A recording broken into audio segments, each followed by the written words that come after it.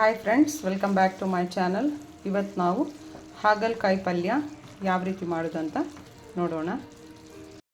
ಮೊದಲಿಗೆ ಒಂದು ಪಾತ್ರೆಯಲ್ಲಿ ನೀರಿಗೆ ಸ್ವಲ್ಪ ಅರಿಶಿನ, ಆಮೇಲೆ ಸ್ವಲ್ಪ ಉಪ್ಪು ಹಾಕ್ಕೊಂಡು ಮಿಕ್ಸ್ ಮಾಡ್ಕೊಂಡಿಡಿ.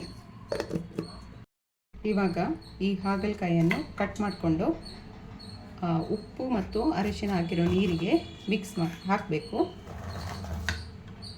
ನೋಡಿ, ಇದನ್ನು ಈ ರೀತಿ ಕಟ್ ಮಾಡಿ ಇದರಲ್ಲಿರುವ ಬೀಜ ಎಲ್ಲ ತೆಗಿಬೇಕು. ಬೀಜ ಹಾಕಬಾರ್ದು, ಬೀಜ ಹಾಕಿದರೆ ಹೊಟ್ಟೆ ನೋವು ಬರುತ್ತೆ. ಆಮೇಲೆ ಹಾಗಲಕಾಯಿ ತುಂಬ ಹೀಟ್ ಇರುತ್ತೆ. ಈ ರೀತಿ ಇದನ್ನು ಸಣ್ಣ ಸಣ್ಣದಾಗಿ ತುಂಡು ಮಾಡಿ ಹಾಕಿ. ಸಣ್ಣ ಸಣ್ಣ ತುಂಡು ಮಾಡಿದರೆ ಬೇಗ ಬೆಂದೋಗುತ್ತೆ. ಆಮೇಲೆ ಇದನ್ನು ಕೊಚ್ಚಿಬಿಟ್ಟು ಹಾಕಬೇಡಿ, ತುಂಬ ಕಹಿ ಬರುತ್ತೆ. ಈ ರೀತಿಯಾಗಿ ಸಣ್ಣ ಸಣ್ಣ ತುಂಡು ಮಾಡಿ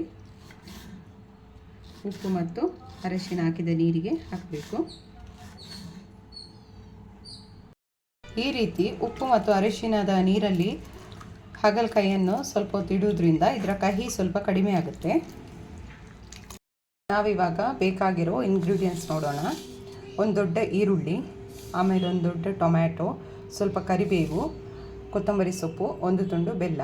ಇದು ಕಹಿ ಇರೋದ್ರಿಂದ ಇದಕ್ಕೆ ಒಂದು ತುಂಡು ಬೆಲ್ಲ ಹಾಕಲೇಬೇಕು, ಇಲ್ಲಾಂದರೆ ಜಾಸ್ತಿ ಕಹಿ ಬರುತ್ತೆ ಅದಕ್ಕೆ. ಆಮೇಲೆ ಒಗ್ಗರಣೆಗೆ ಸಾಸಿವೆ, ಜೀರಿಗೆ, ಆಮೇಲೆ ಸ್ವಲ್ಪ ಅರಿಶಿನ ಪುಡಿ, ಗರಂ ಮಸಾಲ, ಚಿಲ್ಲಿ ಪೌಡರ್, ಧನಿಯಾ ಪೌಡರ್, ರುಚಿಗೆ ತಕ್ಕಷ್ಟು ಉಪ್ಪು, ಆಮೇಲೆ ಸ್ವಲ್ಪ ಎಣ್ಣೆ. ಇವಾಗ ಯಾವ ರೀತಿ ಮಾಡೋದು ಅಂತ ನೋಡೋಣ. ಒಂದು ನಿಂಬೆಹಣ್ಣು ಗಾತ್ರದ ಹುಣಸೆ ಹಣ್ಣನ್ನು ಸ್ವಲ್ಪ ನೀರಲ್ಲಿ ಹಾಕ್ಬಿಟ್ಟು ಅದರ ರಸ ತೆಗೆದಿಡಿ.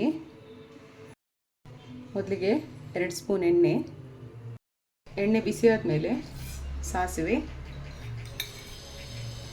ಆಮೇಲೆ ಜೀರಿಗೆ.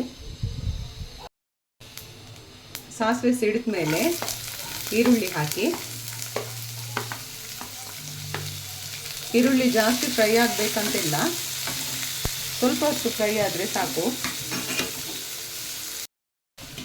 ಇವಾಗ ಹಾಗಲಕಾಯಿ ಹಾಕ್ತಿದ್ದೇನೆ. ಈರುಳ್ಳಿ ಮತ್ತು ಹಾಗಲಕಾಯಿ ಒಟ್ಟಿಗೆ ಬೇಯಿಸಿ.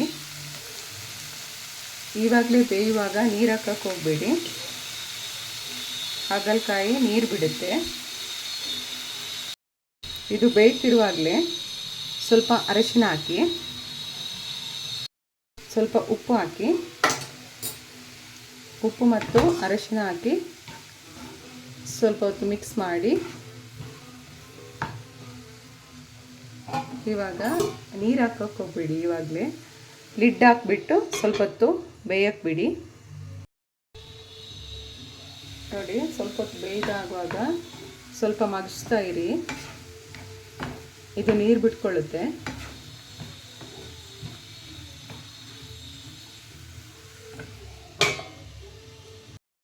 ಇವಾಗ ಇದರ ನೀರೆಲ್ಲ ಹಿಂಗಿದ ಮೇಲೆ ಇದಕ್ಕೆ ಟೊಮ್ಯಾಟೊ ಹಾಕ್ಕೊಳ್ಳಿ. ಟೊಮ್ಯಾಟೊ ಹಾಕಿಬಿಟ್ಟು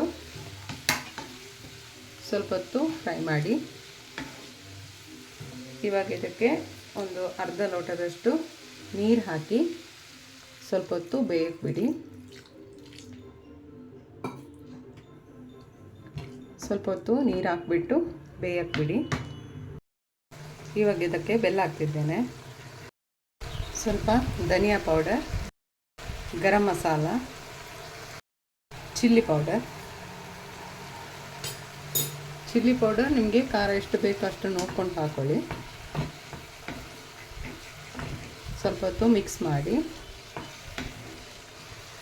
ಇವಾಗ ಇದಕ್ಕೆ ಹುಣಸೆ ರಸ ಹಾಕ್ತಿದ್ದೇನೆ. ಹುಣಸೆ ರಸ ಹಾಕೋದ್ರಿಂದ ಹಾಗಲಕಾಯಿದು ಕಹಿ ಕಡಿಮೆ ಆಗುತ್ತೆ. ನೋಡಿ, ನಮ್ಮದು ರೆಸಿಪಿ ರೆಡಿ ಆಯಿತು. ಕೊನೆಯದಾಗಿ ಸ್ವಲ್ಪ ಕೊತ್ತಂಬರಿ ಸೊಪ್ಪು ಮತ್ತು ಕರಿಬೇವು ಹಾಕಿದರೆ ಹಾಗಲಕಾಯಿ ಪಲ್ಯ ರೆಡಿ. ನೀವು ಒಂದು ಸಲ ಟ್ರೈ ಮಾಡಿ. ವಿಡಿಯೋ ಇಷ್ಟ ಆದರೆ ಒಂದು ಲೈಕ್ ಮಾಡಿ.